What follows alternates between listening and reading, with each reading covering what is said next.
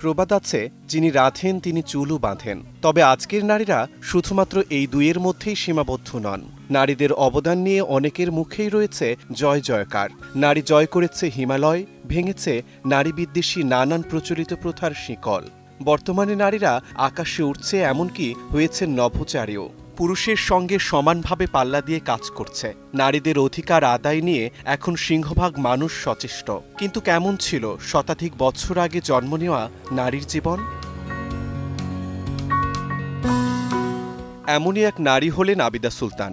আজকের দিনে জন্ম নিলেও নাম হতো দস্যি মেয়ে, কারণ মাত্র ৯ বছর বয়স থেকেই তিনি চালাতেন রোলস রয়েস। শুধু তাই নয়, পুরুষদের সাথে পাল্লা দিয়ে তিনি শিকার করতেন বাঘ এবং খেলেছেন পোলো।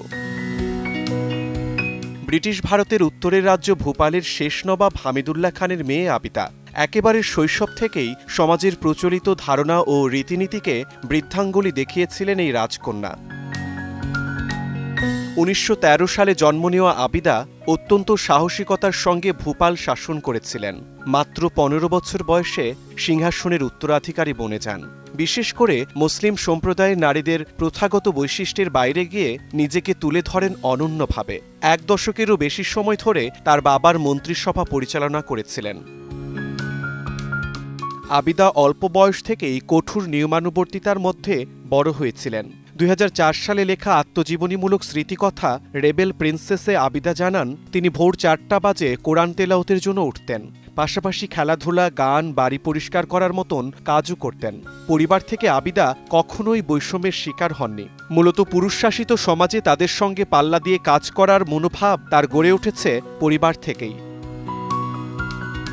মাত্র ১২ বছর বয়সে কুরওয়াই রাজ্যের শাসক সরওয়ার আলী খানের সঙ্গে বিয়ে হন আবিদা সুলতানের। তবে এই বিয়ে দীর্ঘস্থায়ী হয়নি। দাম্পত্য জীবনের অভিজ্ঞতাকে ভয়ঙ্কর ও নিরানন্দ বলে আখ্যা দিয়েছেন তিনি। তারপর ছেলেকে নিয়ে লালন পালন করার পাশাপাশি সিংহাসন সামলানোর মতো গুরুদায়িত্ব পালন করেছেন।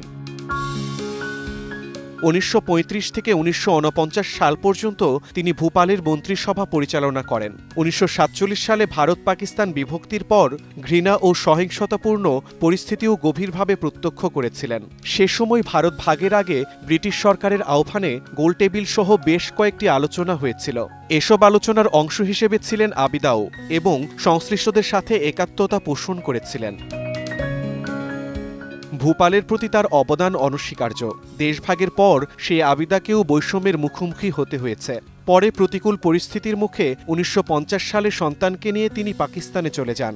সেখানে কাজ শুরু করেন গণতন্ত্র ও নারী অধিকার নিয়ে।